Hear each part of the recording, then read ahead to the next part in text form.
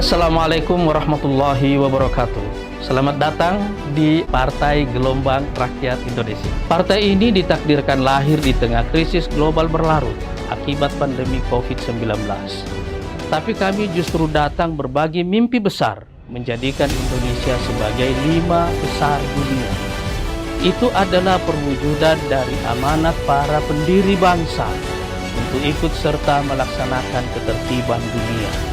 Kami yakin mimpi besar itu akan menjadi sumber energi kolektif kita sebagai bangsa untuk mengejar ketertinggalan dan menutup jurang yang menganga lebar antara potensi yang sangat besar dengan pencapaian yang sangat kecil. Langit kita terlalu tinggi, tapi kita terbang terlalu rendah. Berapa jarak antara mimpi besar itu dengan realitas kita hari ini? Untuk menempuh jarak itulah, kita harus merumuskan arah baru Indonesia sebagai peta jalan masa depan, mengkonsolidasi seluruh potensi kita dalam semangat kolaborasi, dan meledakkan kemampuan inovasi kita untuk menemukan terobosan-terobosan besar baru. Sebagai partai yang berasas Pancasila, kami mengajak seluruh rakyat Indonesia untuk bergabung bersama Partai Gelombang Rakyat Indonesia atau Partai Gelora Indonesia untuk menciptakan gelombang sejarah baru menuju 5 besar dunia. Wassalamualaikum warahmatullahi wabarakatuh. Saya Anies Mata, Ketua Umum Partai Gelombang Rakyat Indonesia.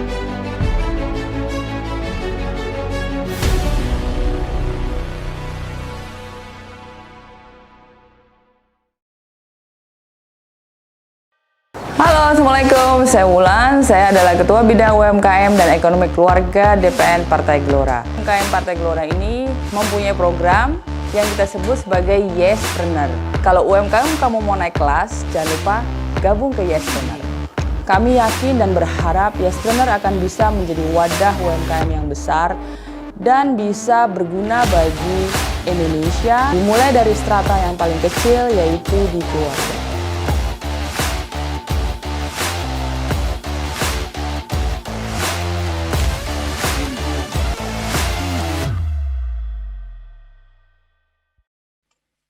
Assalamualaikum warahmatullahi wabarakatuh. Salam sejahtera untuk kita semua, Bapak Ibu. Saya ucapkan selamat berjumpa kembali dalam acara Seduh, Seminar Edukasi Harian yang digagas oleh Yespreneur atau dari bidang UMKM Partai Gelora Indonesia. Kita sudah kedatangan pembicara. Pada hari ini kita membahas tentang brand. Temanya No Brand, No Business. Ya, telah hadir hari ini bersama kita Pak Gigih Ardika ya. Beliau adalah seorang praktisi ya, seorang entrepreneur juga, dan seorang politisi juga ini nampaknya. Politisi Partai Gelora ya dari DPW Bali. Luar biasa hari ini, senang sekali berjumpa saudara-saudara dari Bali ya. Tak lupa hadir juga setiap di acara kita ini hadir Coach Wulan ya. Ini beliau yang sangat kita tunggu-tunggu dengan motivasi-motivasinya. Beliau adalah founder, CEO HR Academy, dan juga penggagas dari Yespreneur. Seperti biasa, hari ini kita membahas tentang materi-materi yang berhubungan dengan bagaimana bisa mengembangkan UMKM, jargonnya yang sudah sering kita dengar, UMKM naik kelas. Salah satu poinnya adalah tentang bagaimana memasarkan suatu produk, dan hari ini kita membahas lebih detail ya tentang brand. Nah, di sini buat saya sendiri ini menarik sekali ya. Saya jadi host dan saya akan menyimak paparan dari Mas Gigih ya. Ini luar biasa. Tapi sebelum itu, mari kita dengarkan ya sambutan dari Coach Wulan. Mudah-mudahan hari ini motivasinya mantap dan melekat ya di kita masing-masing. Oke, silakan Coach. Oke, terima kasih. Assalamualaikum warahmatullahi wabarakatuh. Selamat malam, salam sehat semuanya buat semua teman-teman yang sudah hadir di acara Seduh. Jadi Seduh itu memang acara dari bidang UMKM Partai Gelora ya, juga dari Yespreneur yaitu wadah UMKM yang lahir dari bidang UMKM ini. Nah, Seduh ini singkatan dari Seminar Edukasi Harian. Jadi kita berbagi ilmu, knowledge bagi semua teman-teman yang ingin usahanya maju atau yang ingin nanti memberikan informasi yang bermanfaat ini kepada semua teman-teman binaannya di wilayah masing-masing. Judul hari ini menarik ya, karena tadi pagi juga kita belajar di Geber UMKM Mentor Training of Trainers pendamping UMKM juga masalah branding. Jadi kalau ngomongin branding memang nggak ada habisnya. Dan yang paling menarik tadi pagi juga mungkin ada sebagian teman-teman yang hadir di acara Geber UMKM karena Geber Mentor ya, Trainer of Trainer UMKM, itu juga kolaborasi community partner dengan Yespreneur ya, jadi pasti saya yakin ada beberapa teman yang sudah hadir.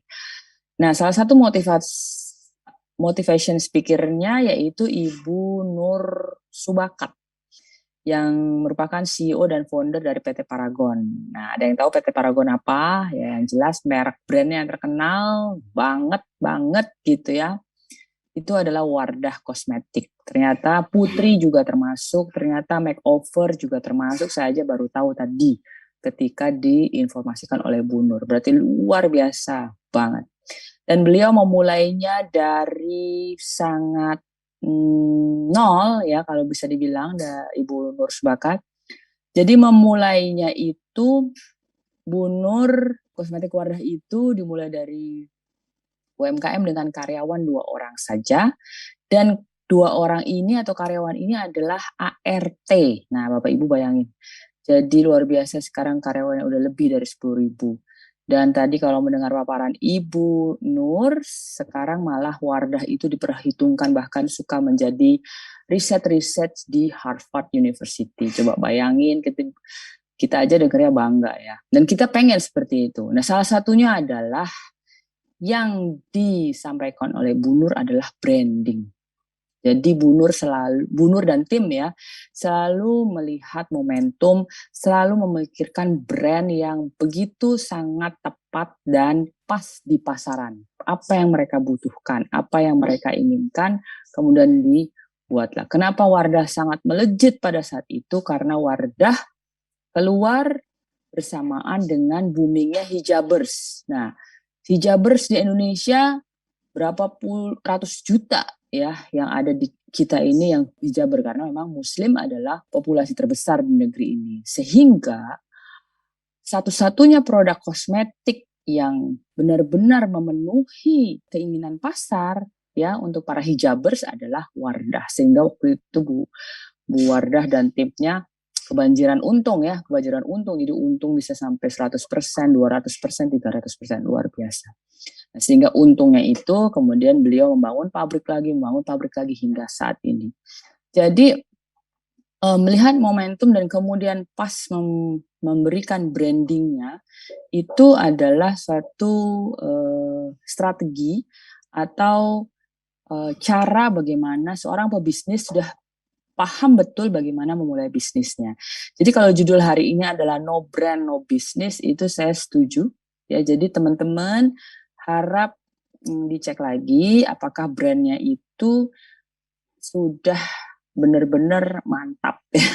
Mantap dalam artian ya selain mudah diingat, juga brand itu membawa kekuatan yang luar biasa terhadap produk tersebut. Nah, ini nggak gampang, jadi nanti Pak Gigih yang dari Bali, ya, yang narsum luar biasa ini akan menjelaskan kenapa merek itu sangat penting. Jadi kadang-kadang ada kenarsisan kita ya. Jadi memang kalau bagus kemudian booming itu karena pas momentumnya sebenarnya, pasarnya pas.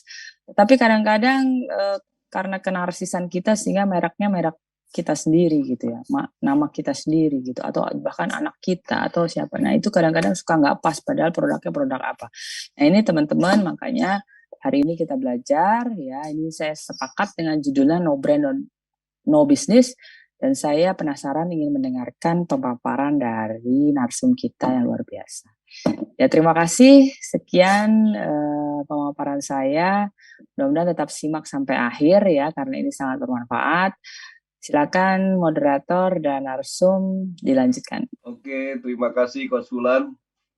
Ya, tadi kita sudah mendengarkan bagaimana brand ini mempunyai kekuatan. Nah, ini satu kalimat ini nanti dibahas oleh narasumber kita hari ini, bagaimana supaya brand ini memang bisa mencitrakan sebuah merek atau barang yang kita jual. Ya, nanti kita bahas. Jadi Yespreneur ini seperti disampaikan oleh Coach Fulan adalah wadah untuk menampung aspirasi, saling sharing ya, knowledge tentang usaha terutama di bidang UMKM seperti itu. Nah, kemudian hari ini kita akan membahas tentang branding yang kuat akan membuat pelanggan lebih percaya.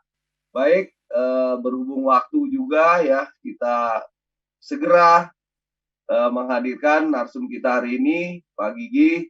Baik, bismillahirrahmanirrahim. Assalamualaikum warahmatullahi wabarakatuh. Alhamdulillahirrabbilalamin. Wabihi nasta'inu ala umuri dunia wa din. Asyhadu an la ilaha illallah wahdahu la syarikalah. Wa asyhadu anna Muhammadan abduhu wa rasuluhu la nabiyya ba'dah amma ba'd. Alhamdulillah masih diberikan nikmat oleh Allah SWT, nikmat kesehatan, kemudian nikmat berkumpul, bersilaturahim. Tapi mudah-mudahan kita semua bisa mengambil manfaat dari pertemuan kita pada malam hari ini. Yang saya hormati Coach Fulan, Kabid UMKM dan Ekonomi Keluarga Dewan Pimpinan Nasional, dan juga host kita Bapak Zainal Arifin. Sebelumnya kami ucapkan terima kasih atas kepercayaan dan kesempatan yang diberikan kepada saya pribadi dan juga mewakili teman-teman di Bali untuk tampil dalam webinar malam hari ini. Sebenarnya buat saya pribadi menyampaikan materi branding melalui webinar ini kali pertama ya. Sebelumnya lebih banyak offline dengan teman-teman yang ada di Bali melalui komunitas-komunitas yang biasa kita adakan untuk UMKM dan komunitas lainnya. Jadi ada feel yang berbeda nih, justru mudah-mudahan nanti bisa difahami oleh teman-teman semuanya, karena biasanya kita sifatnya workshop untuk branding ini. Baik, Bapak sekalian dan Ibu-Ibu yang saya hormati, seluruh kabid dan kader Partai Gelora di seluruh Indonesia yang berkesempatan mengakses tayangan video malam hari ini. Tema kita adalah tentang brand ya.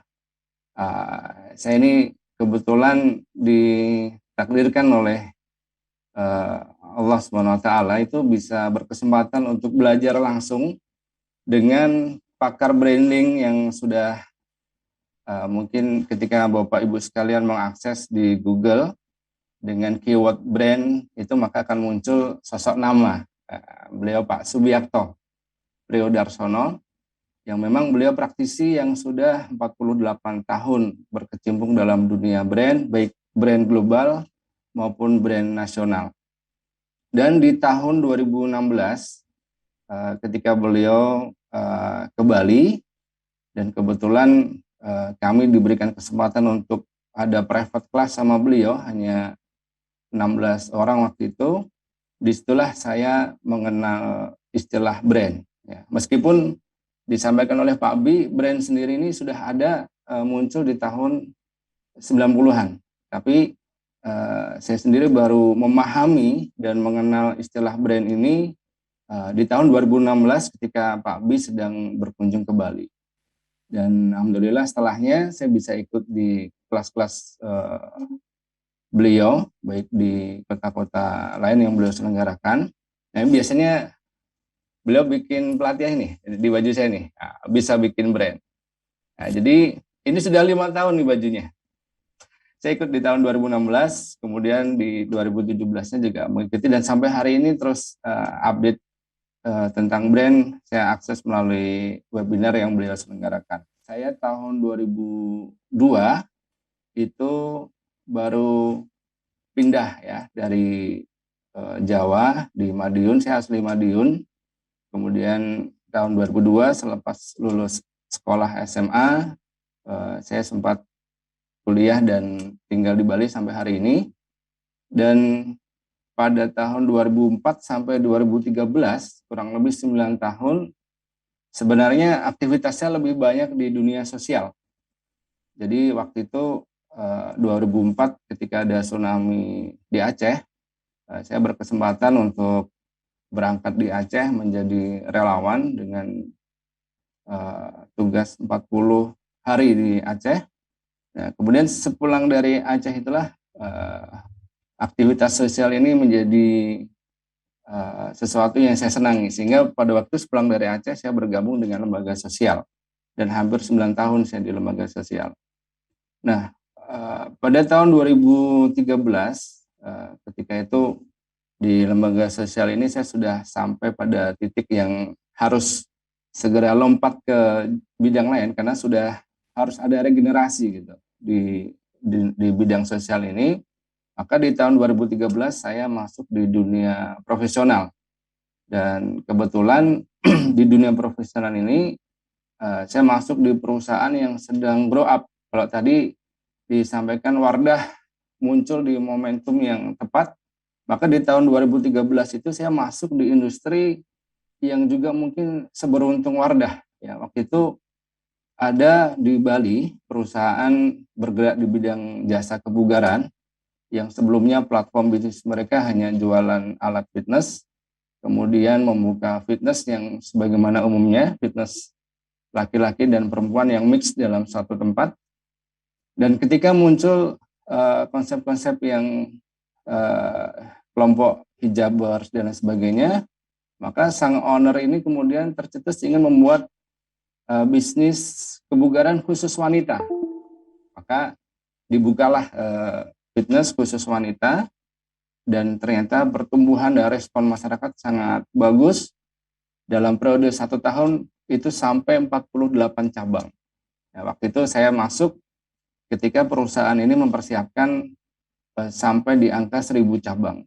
Ya, mungkin kalau Bapak, Ibu-ibu klik khusus fitness khusus wanita, nanti ada namanya Hawa Gym. Nah, kita dulu yang bersamaan untuk men-setup bisnis ini sampai kepada franchise. Jadi sempat kita buka di Bandung, kemudian di Lombok, dan terbesarnya pusatnya ada di Bali. Nah, ciri dari perusahaan yang sedang bertumbuh atau sedang berkembang itu kemudian banyak investasi untuk SDM dengan memberikan knowledge pada SDM-nya supaya bisa beradaptasi dengan perkembangan perusahaan yang waktu itu sangat cepat. Jadi kami setiap bulan tuh hampir membuka 2 cabang secara bersamaan. Dan setiap cabangnya dari cabang pertama sampai cabang ke-40 kita masih milik kita sendiri. Kemudian cabang berikutnya kita buka peluang kerja sama franchise. Dan kita sedang mempersiapkan di 2013 sampai 2016 itu adalah perusahaan ini supaya siap untuk kerja sama franchise. Dan kemudian di 2016 ketika tadi saya sampaikan saya hadir dalam personal kelas dengan Pak Subiakto itu, disitulah jiwa saya bergejolak. Yang kemudian begitu saya keluar dari kelas branding ini, saya memutuskan untuk resign dari perusahaan. Ya, padahal saya ikut kelas itu karena faktor dari perusahaan tadi yang sedang mengikutkan saya untuk kelas branding. Salah satu yang mendasarinya adalah bahwa peluang bagi business owner untuk membuat brand perusahaannya menjadi lebih baik itu lebih besar ya, karena perusahaan-perusahaan yang berbasis UMKM ini sebenarnya kategori perusahaan yang lincah. Dia kalau memutuskan suatu hal yang besar, kalau di perusahaan besar kan butuh riset dan segala macam. Tapi justru pelaku UKM ini paling cepat merespon adanya perubahan-perubahan yang ada di masyarakat kita. Dan sejak 2016 saya terjun dalam dunia wirausaha, dan pertama kali usaha yang saya buka adalah di bidang tour and travel dengan waktu itu brandnya adalah Bali Madani Tour and Travel. Sampai di puncaknya di 2019, karena setelah 2019 di akhir itu kita ada pandemi, sehingga sampai hari ini Bali Tour and Travel ini masih belum pulih. Nah, ketika menyikapi Bali yang 80% hampir sektor perekonomian tergantung pada usaha pariwisata, dan hampir semua berdampak baik dari sektor jasa pariwisata maupun dunia kreatif, maka pada tahun 2020 awal kita berdelapan yang dari latar belakang yang berbeda-beda, tapi sebagian terdampak dari pariwisata ini, kami mendirikan perusahaan yang bergerak di produksi dan penjualan air minum alkalin. Nah, ini yang ada di sebelah kiri saya ini. Dan alhamdulillah ini yang menopang perekonomian kami di masa-masa pandemi ini. Ini sejarah singkat dari pengalaman di dunia usaha. Mudah-mudahan bisa menjadi gambaran untuk mengenal saya lebih jauh ya, bahwa ketertarikan saya pada dunia usaha itu diawali di tahun 2016 ketika saya mengikuti kelas branding. Baik Bapak Ibu sekalian, ada satu hal yang menarik di kalangan masyarakat, bahwa identik brand itu adalah merek. Ternyata merek itu bukan brand ya. Berikutnya ada disebut bahwa brand itu ada di kemasan. Kemasan pun itu juga bukan mewakili apa itu brand. Logo juga bukan, kemudian promosi, kemudian iklan itu juga bukan mendefinisikan apa makna itu dari brand. Kemudian hadiah, slogan, dan pencitraan sendiri itu bukan istilah dari sebuah brand. Brand adalah proses membangun hubungan emosi melalui pengalaman pertama dengan produk kita. Jadi ada kalimat yang paling mendasar adalah pengalaman pertama. Kemudian dari pengalaman pertama dengan produk kita, konsumen kita ini berkesan dengan produk kita, kemudian masuk dalam persepsi pikiran dari pelanggan kita. Nah, sederhananya begitu. Jadi kalau kita sedang membuka usaha apapun itu, ya baik skala kecil maupun menengah, ketika konsumen yang hadir pertama kali di outlet kita, kemudian terkesan dengan produk kita, baik itu dari produk yang kita jual melalui prosesnya, dan kemudian sampai pada titik di mana dia transaksi, dan kemudian meninggalkan, semua adalah satu frame mereka puas, maka itulah yang disebut kita sedang membangun brand atau membangun bisnis kita. Begitu sebaliknya, ketika pengalaman pertama sudah gagal kita memberikan kesan yang baik, maka selanjutnya kita akan kesulitan untuk membangun brand kita. Bapak Ibu sekalian, bahwa tadi disebutkan brand bukan merek, brand bukan logo, brand juga bukan slogan, bahkan brand bukan juga bagian dari promosi, hadiah, pencitraan, itu semua adalah bagian dari proses untuk membangun brand. Tapi brand itu sendiri adalah bagaimana kita memberikan kesan pertama dari produk kita agar betul-betul tertancap dalam memori pelanggan kita, customer kita, bahwa yes, ini produk yang bagus. Jadi kalau kesan pertama sudah tidak memberikan satu hal yang baik di persepsi pelanggan, maka kita akan sulit membangun brand berikutnya. Bisa jadi dia hanya menjadi customer pertama dan sekaligus customer terakhir. Jadi branding ini hadir untuk memberikan daya beli pelanggan, beli pertama, beli terus, dan seterusnya, bahkan pada sampai titik dia akan melakukan advokasi. Ya, misalnya kita bikin bakso enak, kemudian bakso kita lama tidak buka, maka dia bisa mengadvokasi kita agar kita segera membuka bakso kita. Baik, selanjutnya. Nah, ini yang sering salah artikan bahwa brand-brand itu seolah-olah milik perusahaan-perusahaan yang besar. Padahal semua bisnis apapun itu harus mulai berorientasi bagaimana kita membangun brand dari produk kita. Nah, ini saya ambil contoh bagaimana brand itu bisa mempengaruhi, sebuah produk itu bisa mempengaruhi kehidupan seseorang. Misalnya ketika seseorang berjalan kemudian sambil menenteng tas Hermes, maka dia ingin dipersepsikan oleh orang-orang yang melihatnya bahwa dia adalah orang yang punya duit, orang kaya, orang sukses. Artinya brand ini sudah bisa merubah Hermes sendiri, sudah bisa merubah ini dia merek atau produk dari Hermes sendiri ini. Ketika dia dibawa oleh seseorang, maka dia ingin dipersepsikan oleh siapapun yang melihat dia bahwa dia adalah orang yang sukses.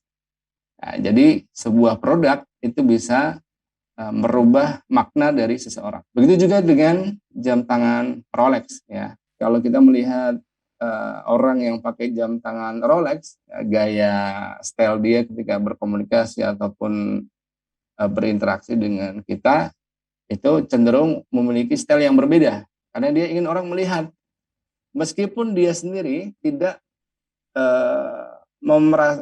istilahnya orang menggunakan jam kan kebutuhan utamanya adalah untuk melihat waktu.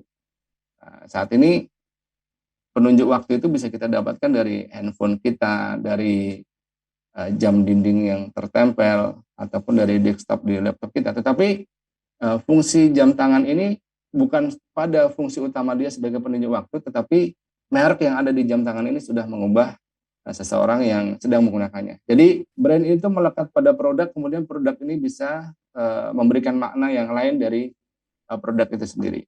Nah, jadi brand itu dijelaskan dalam konteks yang lain adalah hubungan emosi yang terbangun karena pengalaman pertama dengan produk yang berkesan sehingga melekat dalam ingatan konsumen. Yang pertama, untuk kita bisa membangun kesan emosi dalam benak persepsi pelanggan kita dan agar kita dipilih oleh calon customer kita pastikan bahwa produk kita yang pertama sekali adalah dia harus indifferent. Kalau dalam satu kawasan semua jualan ayam geprek ya misalnya dan sebelah kanannya ada ayam bakar, kemudian ada sate ayam, semua adalah produk turunan dari ayam. Dan kemudian kita ingin hadir di situ membuka usaha dengan sudah ada yang mendahului bahwa di sana juga ada ayam geprek, kemudian kita ingin membuka ayam geprek. Ketika kita men-set up ayam geprek kita, tidak ada suatu hal yang membedakan, maka kita nggak akan dipilih oleh customer kita. Nah, jadi kalau dulu orang marketing ketika memasarkan produk, yang dia hitung adalah populasi orang. Berapa orang yang ada di sini yang bisa menjadi konsumen kita. Itu persepsi marketing. Tetapi ketika orang sudah paham branding, dia akan membacanya apa yang ada di kepala para calon pelanggan ini, merek-merek geprek yang ada di kepala mereka. Kalau mereka memahami bahwa geprek itu yang enak adalah ayamnya atau sambalnya. Nah, ketika di persepsi pelanggan bahwa ayam geprek itu yang enak ada di sambalnya, maka kita harus membuat berbeda di sambalnya. Harus berbeda. Tidak boleh dalam konteks ini kita istilahnya gelar dagangan tanpa membuat sesuatu yang berbeda, kemudian berharap pelanggan datang pada kita. Nah, sehingga komunikasi yang pertama sekali kita harus menyampaikan bahwa produk atau usaha kita yang akan kita buka adalah berbeda. Kemudian setelah berbeda ini akan membuat pelanggan ini melirik kita, ya. Calon customer kita akan melirik kita. Kalau nggak ada perbedaan sedikit pun sulit untuk membuat mereka melirik dari produk kita. Yang kedua adalah like it. Like it ini adalah tahap kedua dari setelah produk kita dilirik oleh pelanggan. Ini contohnya begini. Ketika kita sedang berada di supermarket, kemudian dalam supermarket itu ditempatkan dalam satu keranjang jenis biskuit dengan berbagai merek. Ada aroma dan lain sebagainya. Kemudian dalam persepsi di benak setiap konsumen melalui tayangan iklan-iklan, banyak kemudian input itu masuk, ada biskuit yang lembut dari sisi teksturnya, kemudian ada biskuit yang menggunakan jargon bahwa dia bahannya didatangkan import dari gandum New Zealand atau Australia. Kemudian ada biskuit yang dikampanyekan bahwa dia aman untuk kesehatan karena tidak ada unsur kimia. Maka ketika kita sudah ada di keranjang tadi, sudah muncul persepsi-persepsi di benak pelanggan, itu produk mana yang akan dia pilih. Dan ketika sudah mengambil keputusan, atas semua yang ada di tayangan iklan, kemudian berbagai media-media promosi, dan dicoba, ternyata dikategorikan misalnya tadi biskuit paling lembut gitu. Kemudian dia ambil itu karena pilihan itu masuk di persepsi dia bahwa ini biskuit paling lembut. Kemudian ketika dicoba tidak sesuai dengan apa yang dikampanyekan, maka di situ terjadi dia berbeda dengan yang lain, tetapi dia tidak membuat like it. Jadi sudah mengkampanyekan berbeda, kemudian ada kelebihannya produk ini adalah lembut, tetapi ketika dicoba ternyata tidak lembut, maka ini hanya menarik dari sisi indifferent tetapi tidak membuat dia suka. Nah, ketika terakumulasi bahwa kita sudah berbeda, kemudian dipilih, dan setelah dipilih ternyata seluruh campaign kita dibenarkan dengan aktivasi pertama, gigitan pertama tadi, maka disinilah terjadi love it at the first bite. Jadi jatuh cinta pada gigitan pertama. Karena apa? Karena sudah dapat campaign dari produk ini melalui TV komersil, melalui iklan-iklan yang ditayangkan. Nah, kemudian ketika produk kita berhasil itu menjaga konsisten dengan yang kita janjikan. Misalkan kita campaign-nya tadi lembut, kemudian besoknya beli lagi masih lembut lagi, beli seterusnya terasa lembut, maka yang terjadi adalah belokot. Dia akan suka. Nah, jadi ini yang disebut brand yang teraktivasi kepada customer kita. Jadi kalau kita membuka usaha, apapun itu, produk kita, yang pertama adalah pastikan kita berbeda ya dengan yang lainnya, karena itu yang akan kemudian dilirik oleh calon customer kita. Kemudian perbedaan ini kita komunikasikan ya. Kemudian customer merasakan apa yang kita komunikasikan tadi dalam pengalaman pertamanya dan konsisten. Maka kita sedang menjaga brand usaha kita. Contoh lainnya begini, saya waktu itu di Bali ada namanya pecel tumpang. Ini mungkin buat orang Jawa Timuran khas makanan dari Kediri ya. Karena melihat spanduk dibuka pecel tumpang, maka saya singgah untuk makan di situ. Dan kemudian saya merasakan rasanya persis dengan apa yang dulu saya rasakan ketika di Jawa. Dan setelah itu kemudian saya posting dan saya sampaikan dalam setiap forum-forum ketika saya ketemu bahas kuliner, saya sampaikan, ada pecel tumpang yang sedang buka di sana, baru buka beberapa hari ini.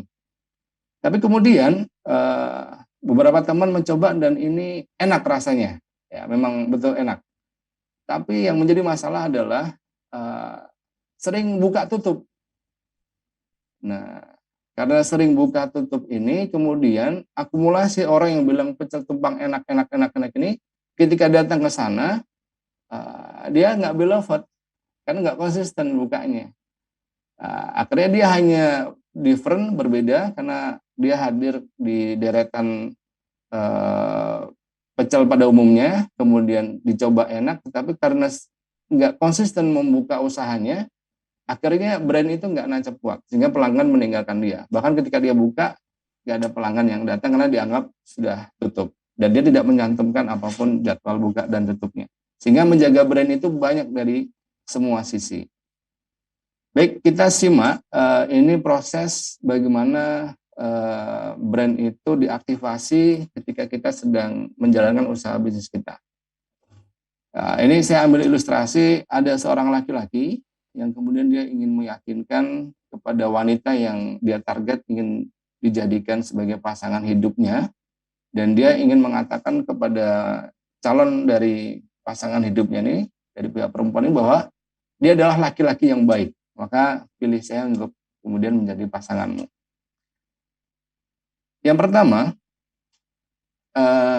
laki-laki ini memperkenalkan dirinya bahwa dia laki-laki, kemudian masih single, kemudian pekerjaannya asal dari mana, latar belakang keluarga, dan pada kesimpulannya dia ingin menyampaikan kepada si wanita ini bahwa I am a great lover. Ya. Jadi saya seorang laki-laki yang baik yang akan mencintaimu. Aktivitas ini dalam sebuah fondasi bisnis usaha sering disebut sebagai istilah marketing, ya. Jadi tugasnya seorang sales marketing tempo dulu, ya, menyampaikan produk ini bagus, produk ini terbuat dari ABC, bahannya bagus, prosesnya bagus, dan seterusnya. Kemudian berikutnya, setelah pertemuan secara fisik dia menunjukkan bahwa dia laki-laki yang baik, dia lanjutkan dengan komunikasi melalui telepon. Nah, dan dia menyampaikan kembali bahwa saya adalah laki-laki yang baik. Maka ini aktivitas ini disebut sebagai aktivitas telemarketing. Nah, ini dulu mungkin di tahun 2000-an, 90 sampai 2000-an ini cukup sering kita dulu dapat promosi melalui media telepon. Kemudian ada pihak lain, ya, selain laki-laki ini yang kemudian menyampaikan kepada si perempuan target konsumennya bahwa ya, dia laki-laki yang baik untuk kamu. Jadi saya sudah kenal lama sama dia dan saya yakin ketika kamu sama dia nanti kamu akan bahagia. Nah, maka ini aktivitasnya disebut public relation. Dalam kesempatan yang lain, dia memvisualisasikan bahwa dia seorang laki-laki yang baik untuk konsumennya dengan pengulangan-pengulangan, ya, agar ini nancep terus di benak persepsi si wanita ini. Nah, ini disebut aktivitas advertising. Ya, jadi tadi ada marketing, ada telemarketing, kemudian ada public relation, dan ada advertising. Ya, ini tempo dulu. Ya. Berikutnya dia wujudkan sebagai seorang laki-laki dengan visual, ya, bahwa dia seorang laki-laki yang baik itu dengan visual, mungkin dengan perhatian-perhatian dan lain sebagainya yang dirasakan langsung oleh si calon wanita ini, dan ini adalah disebut dengan kegiatan desain. Ya, tugasnya desain itu menyampaikan bahwa produk enak. Contohnya dalam produk itu, ketika kita bilang bakso kita enak, maka visualnya seperti apa melalui kemasan kita. Dan kemudian puncaknya adalah dari atas semua apa yang dilakukan oleh laki-laki ini tadi, dari awal dia menyampaikan langsung, kemudian melalui telepon, diungkapkan dengan perhatian, ditunjukkan dengan hal-hal lain yang menunjukkan bahwa dia laki-laki baik, sampai pada titik si perempuan ini menyatakan, ya, saya percaya bahwa kamu adalah laki-laki yang baik. Maka inilah yang disebut dengan brand. Sampai di sini mudah-mudahan paham. Jadi branding itu adalah bukan tentang apa yang kita katakan kepada orang lain, tapi branding ini adalah apa yang orang lain rasakan selama mereka berinteraksi dengan kita, perasaan mereka merasakan sesuai dengan yang kita katakan, itulah brand yang sesungguhnya. Atau Pak Subiakto itu menyampaikan lebih sederhananya adalah topik pembicaraan orang tentang Anda saat kita tidak berada dalam ruangan, itu adalah personal brand. Ini what you say and what you do and how people feel your brand. Jadi kalau kita berbicara produk ini, ya, misalnya usaha soto, kita bilang soto kita paling enak, soto kita paling bersih, soto kita paling murah, soto kita dibuat dengan rempah-rempah khusus, soto kita berbeda dengan yang lainnya melalui campaign kita, advertising kita, iklan kita. Tetapi ketika orang datang, dalam persepsi mereka sudah ada kalimat-kalimat tadi dan pengalaman itu semua tidak didapatkan, dan dia mengatakan hal yang sebaliknya, itulah brand yang ada di persepsi pelanggan kita. Jadi brand kita tidak teraktivasi. ini salah satu jenis produk yang selalu disampaikan dalam kelas-kelas branding bahwa dia adalah produk yang paling berhasil membangun brand atau dia berada di level top brand yang ada di dunia karena semua mengakuinya. Memahami Harley Davidson itu begini.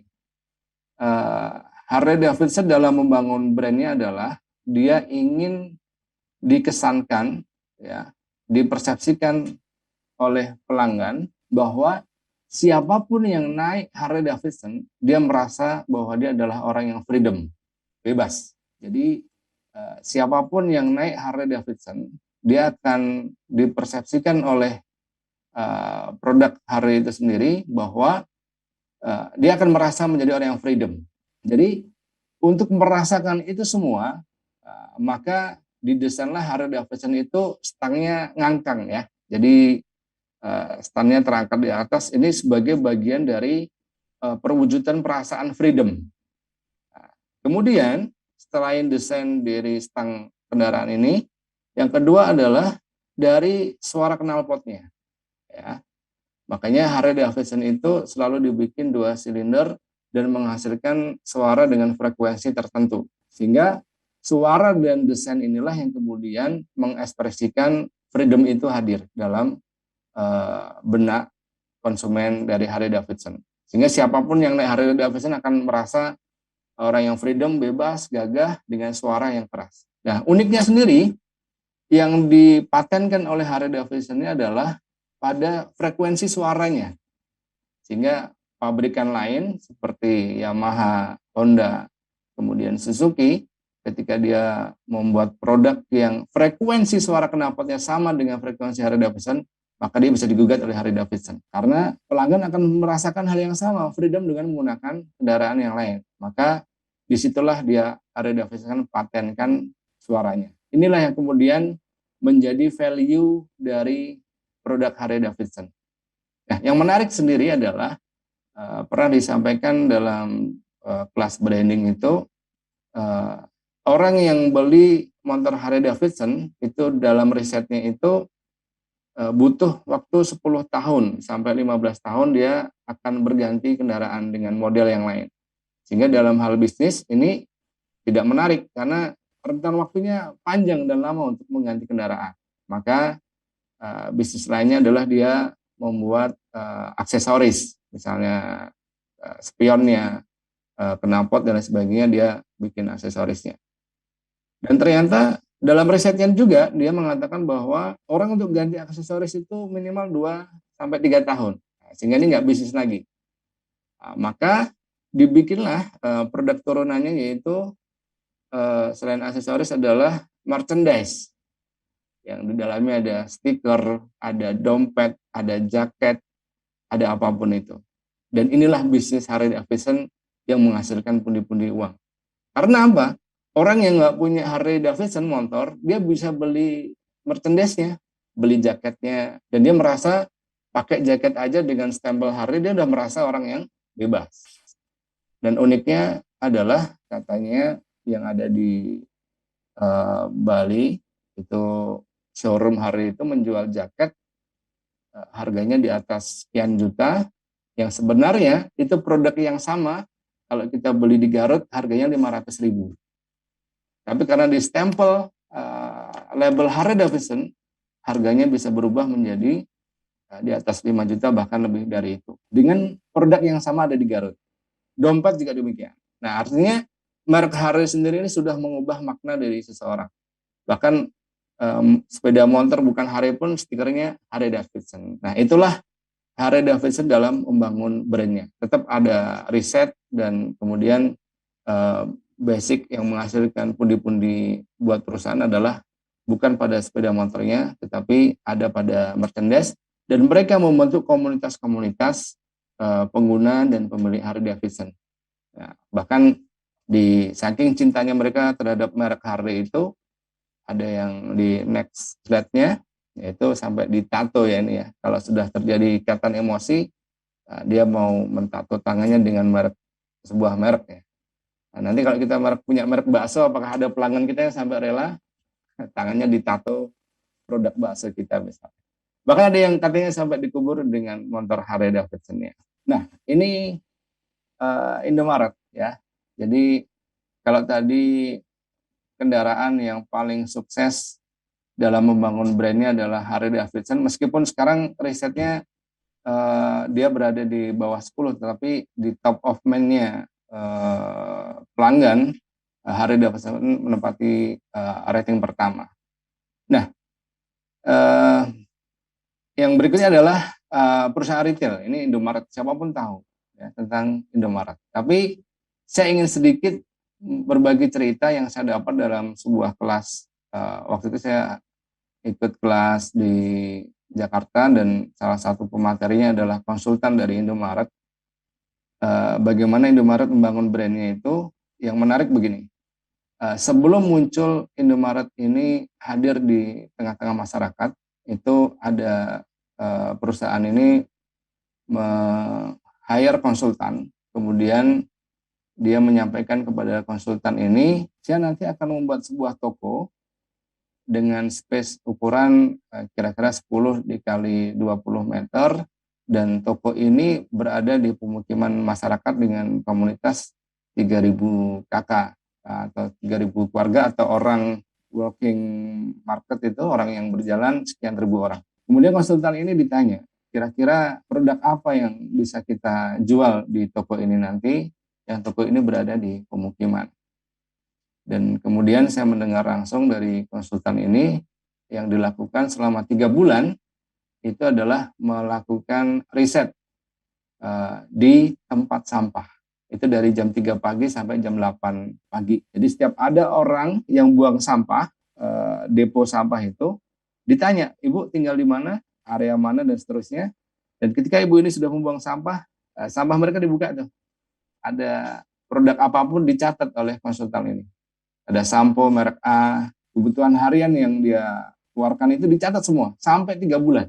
Dan kemudian setelah ketemu datanya bahwa pemukiman ini yang dikonsumsi adalah ABC merek ini, jumlah milinya sekian-sekian, dan ini direkomendasikan untuk kepada swalayan ini untuk dijual.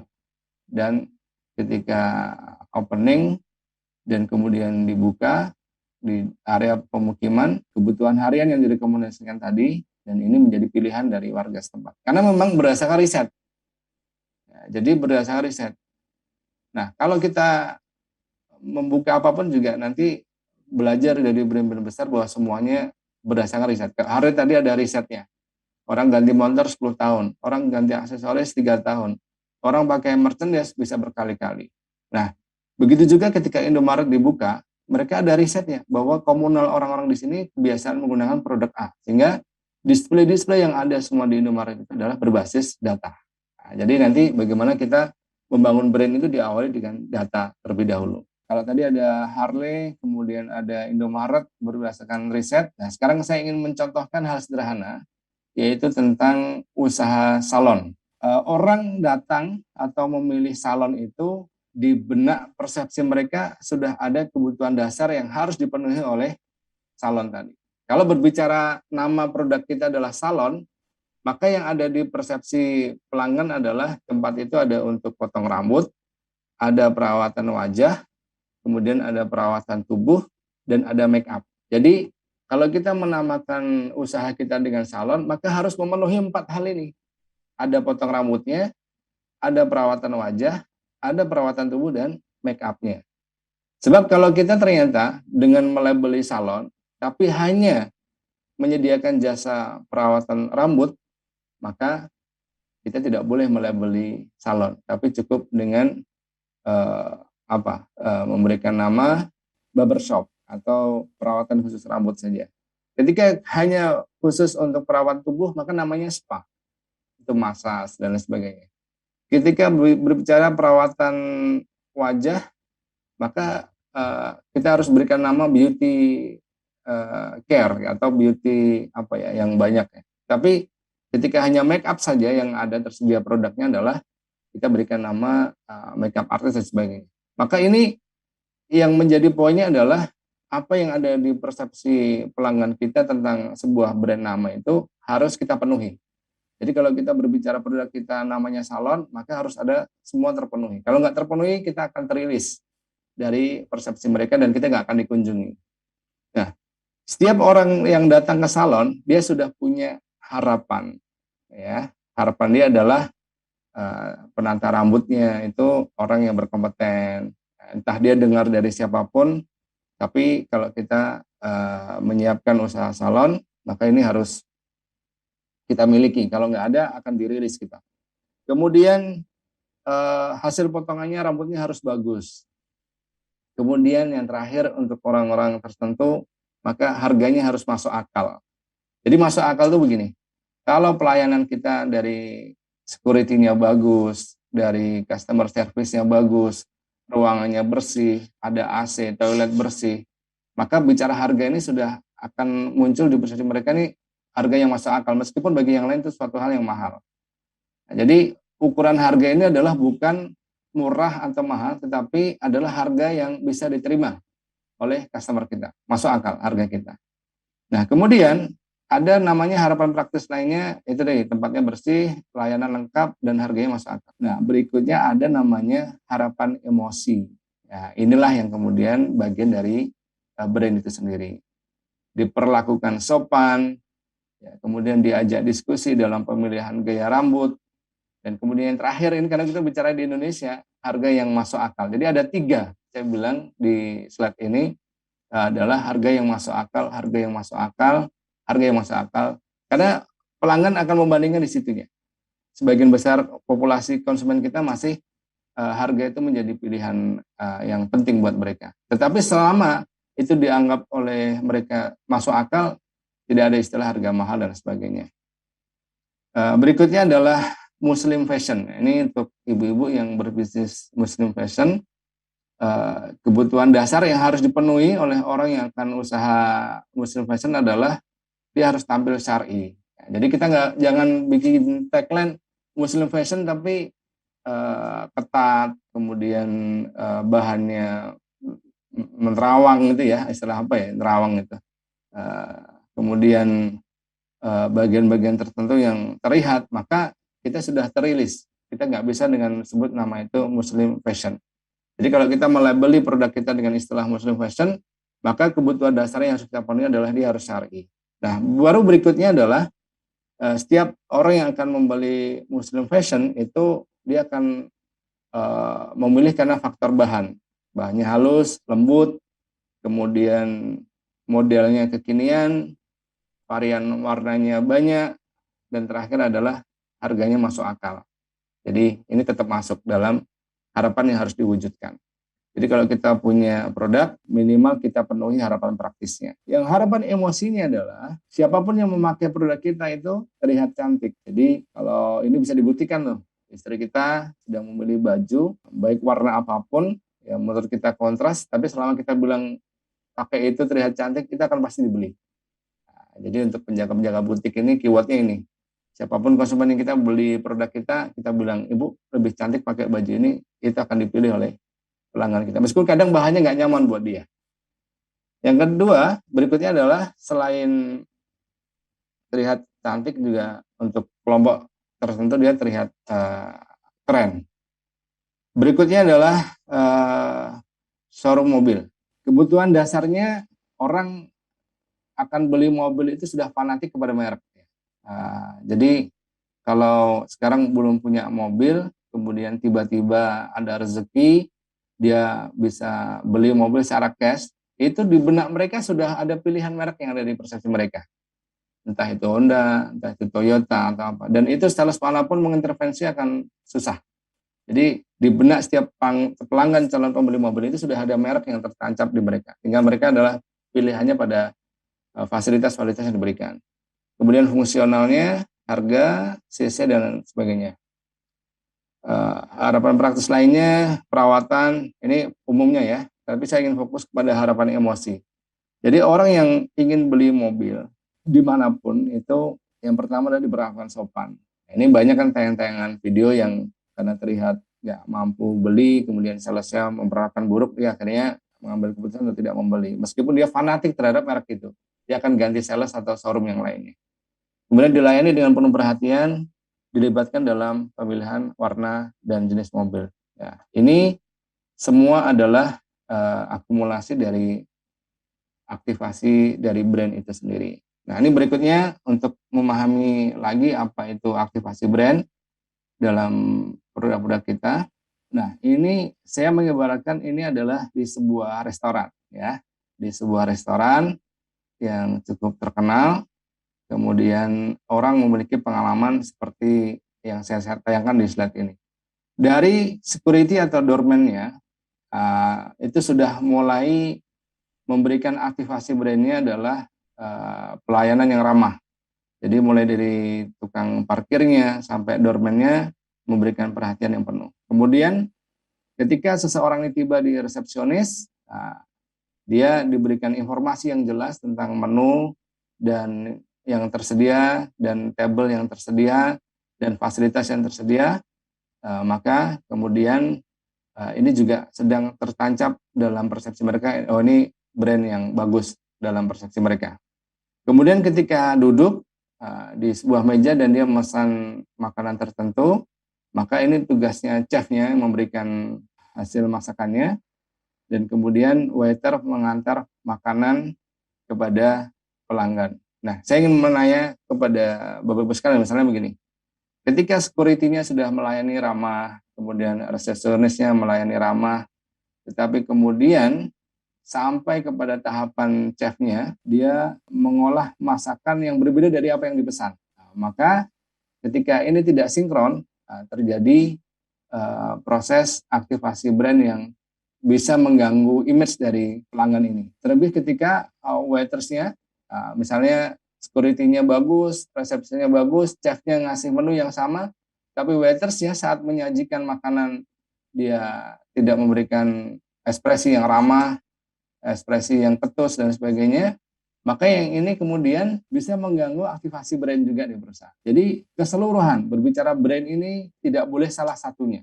Ya, security-nya bagus, resepnya bagus, chef-nya bagus, waitersnya bagus, maka yang terjadi adalah dia makan dengan makanan yang berselera dan dia punya pengalaman yang bisa diceritakan tidak hanya kepada konteks makanannya. Ini contoh lainnya begini, ketika kita mudik gitu ya, mudik dari kota A ke kota B dan ada titik-titik yang kita bisa jadikan sebagai rest area. Uniknya, pilihan dari pemudik-pemudik ini untuk memilih rest area itu justru kadang sering tersampaikan enak di sana karena toiletnya bersih dan bagus. Padahal ketika di rest area dia nggak selamanya ada di toilet. Jadi ini yang kemudian sebagai pemilik usaha rest area, maka untuk bisa dipilih oleh pemudik biar singgah itu bagusin dulu toiletnya, bukan tempat-tempat yang lainnya. Ini kemudian ada kadang restoran juga begitu, makan di sana karena toiletnya bagus, makan di coffee ini karena wifi-nya kenceng,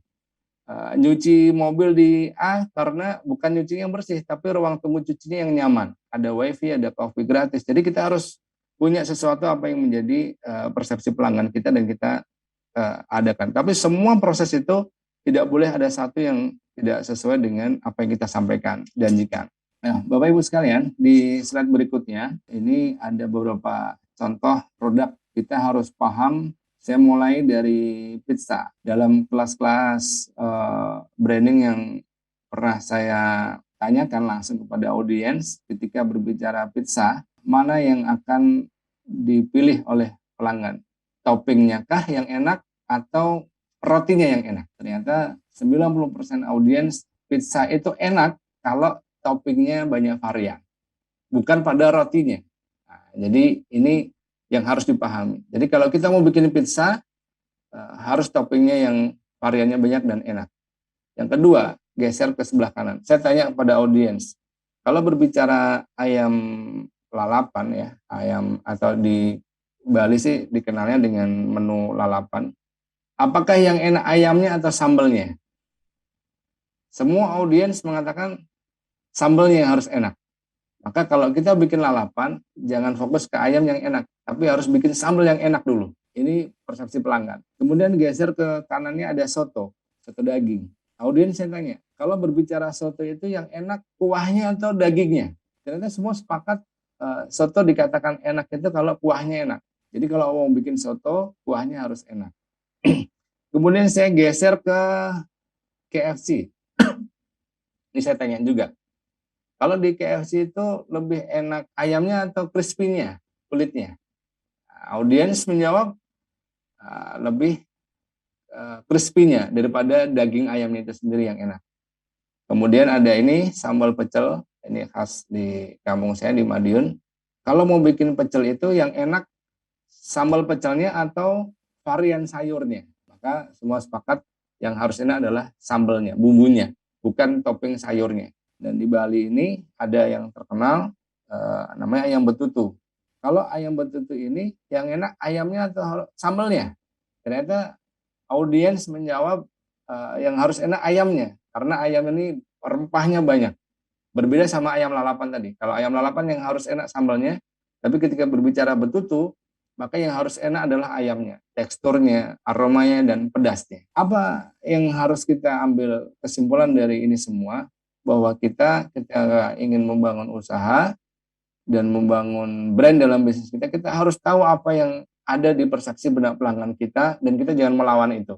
Kalau tadi berbicara soto itu yang enak kuahnya, tetapi ketika berbicara bakso justru pelanggan itu merasakan bahwa bakso itu yang harus enak pentolnya, bukan kuahnya. Dan pentol enak itu surveinya adalah dia kenyal, dagingnya terasa, teksturnya, ya, kemudian variannya ada isi keju, ada isi telur dan sebagainya. Dan kuahnya itu harus bening, segar, gurih bawang. Varian lainnya adalah kita berbicara mie, saus, sambal, pangsit. Itu tidak menjadi perhatian penting bagi konsumen pencinta bakso. Buat dia bakso yang enak itu adalah ada di pentolnya, ya. Baru bicara kuah. Ya, bicara soto tadi yang enak harus kuahnya, baru dagingnya. Ini bakso kemasan. Ketika teman-teman ada yang usaha frozen food dan kemudian produk kita dipasarkan dalam keranjang yang sama dengan berbagai merek bakso lainnya, maka kompetisi ini harus dimenangkan dari packagingnya dulu. Ya, packaging itu is a salesman. Jadi bakso kita harus terlihat enak dari packagingnya, dari kemasannya. Ada bakso harga yang sama, di display dengan di keranjang yang sama, tapi ketika ini saya tanyakan kepada audiens, dari ketiga bakso ini mana yang terlihat paling enak? Ya. Kemudian sebagian besar menjawab yang paling kanan. Ya, baksonya terlihat lebih enak. Nomor 2 adalah yang di tengah. Yang paling kiri adalah bakso yang rating enaknya di bawah kedua ini. Tapi setelah dicoba, dibuka bakso ini, dan mereka kemudian makan, maka ternyata yang paling enak adalah yang paling kiri, karena dagingnya lebih terasa. Maka ketika kita berkompetisi dalam keranjang, ini akan tidak dipilih. Walaupun rasanya enak sebenarnya, tapi karena packaging kita yang nggak bagus, maka kita tidak dipilih. Tapi setelah dicoba, ternyata yang dikesankan nggak enak ini ternyata paling enak, karena komposisi dagingnya lebih banyak. Ini adalah perjalanan kita membangun brand, ya. Jadi ketika ada konsumen datang ke sebuah tempat yang produk kita didisplay di tempat itu, sesungguhnya konsumen ini sudah datang membawa merek di benak mereka masing-masing. Dan bahkan di benak mereka sudah ada input-input informasi dari berbagai pihak. Kalau daging yang enak itu A, kalau sosis yang enak itu merek B, dari berbagai iklan-iklan yang masuk. Maka ketika berkompetisi dalam hal ini kita tidak menunjukkan ada sesuatu yang berbeda, kita nggak akan bisa terlirik oleh konsumen ini. Ini kembali ke awal topik tadi. Jadi kalau kita hadir di situasi yang sudah ada kompetisi sebelumnya dan produk kita nggak ada sesuatu yang berbeda, maka kita nggak akan dipilih. Dan kemudian ketika kita berhasil membuat sesuatu yang berbeda dan kemudian dipilih oleh konsumen, dan konsumen tertarik memilih kita karena ada sesuatu yang berbeda yang kita tawarkan, dan kemudian dia mencoba produk kita dan ternyata sesuai dengan yang kita sampaikan, dia akan sampai kepada tahapan like it. Jadi dia suka dengan produk kita. Jadi setelah tampil berbeda, kemudian dicoba sesuai dengan yang kita sampaikan, dan kemudian produk kita ini mudah didapatkan. Ada di mana-mana, nggak suka menghilang gitu kan, maka dia akan love it, dia akan suka. Yang terakhir, ketika semua pengalaman dia dari rasa sejak mencoba awal, kemudian beli seterusnya, dia merasakan hal yang sama, maka dia akan pada titik beloved, dia sangat mencintai. Bahkan ketika produk kita nggak ada, dia akan berusaha untuk mencari informasi di mana kita dapat produk itu. Nah, inilah semua akumulasi dari brand atas produk kita. Ketika orang masuk keranjang itu mau makan sudah ada pilihan, tuh ada Burger King, ada di benak mereka ada bicara ayam fried chicken, ini sudah banyak merek ini, baik merek global maupun merek-merek lokal.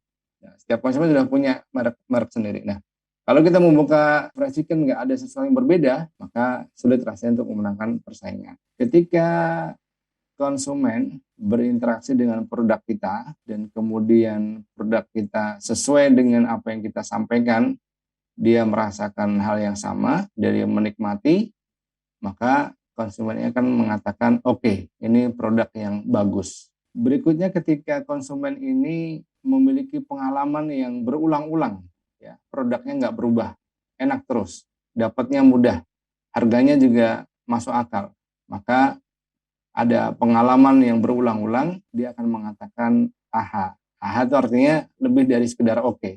Jadi produk kita ini stabil atau udah memenuhi consumer need-nya dia. Yang berikutnya, ketika terjadi experience yang berulang-ulang ini nggak pernah ada dikecewakan oleh produk kita, maka di situ ada ikatan, ya. Dan ikatan ini yang bekerja adalah keseluruhannya.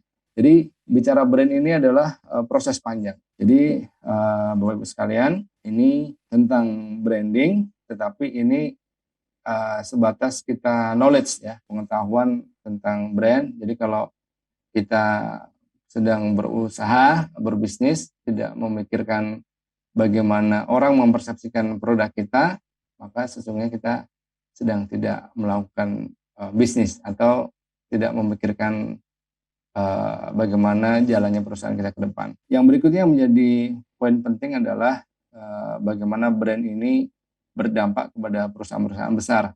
Sebagai contoh, kita lihat Gojek, ya. Gojek itu dari asetnya dia tidak lebih besar dari Garuda, ya. Tapi ketika Gojek ini dijual perusahaannya dengan mereknya itu, meskipun dia nggak punya kendaraan, dia nggak punya nggak gaji orang, tetapi value Gojek ini lebih besar daripada value-nya Garuda Indonesia, merek Gojek itu sendiri. Ya, padahal dari asetnya jauh lebih besar miliknya Garuda, tetapi value, nilai di luar fisik yang dimiliki Gojek itu jauh lebih besar dari Garuda, karena dia bisa membangun brand yang baik melalui pelayanan driver dan sebagainya. Baik, ini yang bisa disampaikan dalam diskusi kita malam hari ini. Mudah-mudahan tidak bingung ya dengan apa yang saya sampaikan, karena sebenarnya akan lebih banyak kita interaktif, ya, karena slide per slide akan bisa kita diskusikan. Tapi saya berusaha untuk bisa memberikan materi yang mudah dipahami oleh Bapak Ibu semuanya. Demikian, Assalamualaikum warahmatullahi wabarakatuh. Sudah mendengarkan ya pemaparan dari Pak Gigi ya mengenai branding. Wah, luar biasa nih, secara materi sangat runtut dan benar-benar menjelaskan sehingga kita benar-benar paham branding itu apa. Jadi teman-teman kalau tadi nyimak ya, branding itu kalau bisa saya simpulkan itu adalah experience ya. Jadi kalau experience memang sangat kompleks ya, bagaimana mindset dari customer atau konsumen itu terhadap produk kita. Nah ini memang membangunnya ini memang harus sungguh-sungguh, dimulai dari bagaimana mengemas merek itu sendiri, bagaimana kualitasnya, dan bagaimana yang diinginkan oleh pasar ya, atau momentum-momentum tadi. Oke, terima kasih banget Pak Gigi. Nah, buat teman-teman, oke, Pak Zainal sudah hadir. Mana Pak Zainal, moderator kita? Silakan Pak Zainal. Terima kasih paparan dari Pak Gigi ya, tadi menarik sekali ya. Selama ini kita tahunya brand itu branding itu dari merek gitu ya, atau lebih cenderung ke marketing. Tapi ternyata merek sendiri bagian dari branding gitu ya. karena branding ini sangat luas. Lebih kepada persepsi, bagaimana membangun persepsi tentang sebuah produk, membangun persepsi tentang usaha yang kita jalani, ya seperti itu.